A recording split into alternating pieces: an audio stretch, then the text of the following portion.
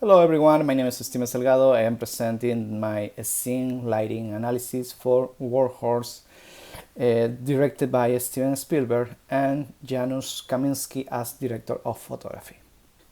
Spielberg and Kaminski relation start in 1990s more or less with the Schindler List, and then they have been working in 20 movies more or less until now.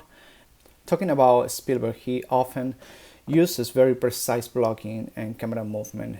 In his blockings, he moved the actors from wides to mediums to close-ups to reblocking. I decided to concentrate in one scene particularly because I feel with this scene, Steven and Kaminski concentrate all their talent, and for me, is the blocking and the lighting blocking is really beautiful.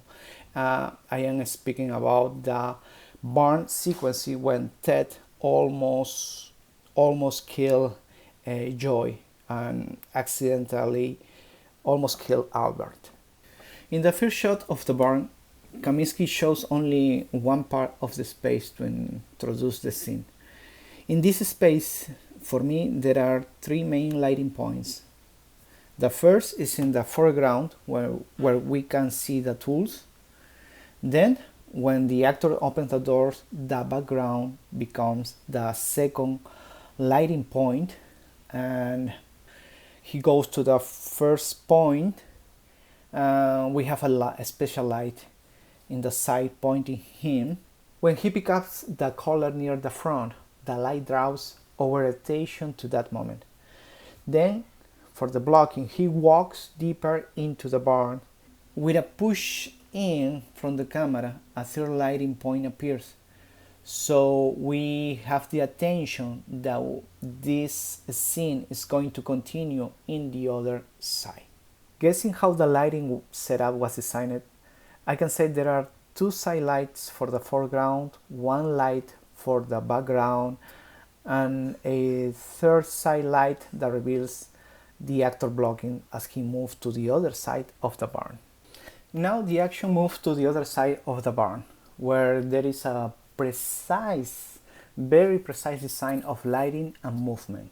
For me, again, there are three lighting setups illuminating the characters in the foreground, middle ground, and background as the progression of the action happens. When Ted tries to put the collar on Joy, the horse stands on two legs and the camera tilts up. The foreground lighting setup illuminates the entire horse, his head and body. Here I had a question. Which light is actually lighting the horse? Because I didn't see where the lighting came from. To answer that question, I just had to wait for the next shot. The light comes from a window high up in the barn, which is now used as a backlight through the actor's blocking. This is a classic reframing movement, and to me it feels more like Spielberg than Kaminski, because I have seen it in many films before the age of Spielberg-Kaminski. Rosie, the character, moves from the background to the foreground. Always she is in a medium shot, but the dramatic tension grows because of the blocking, helping by the contrast in the lighting. Here we reach the climax of the scene with the quick pan that Kaminski uses. It is simple, effective, and surprising for the audience. If we look closely, the background light fully illuminates Joy, puts Ted in darkness, and leaves Albert in contrast. The light comes from the side, and this creates a balance. We don't know if Albert will live or die in that second. The lighting makes the moment even more intense.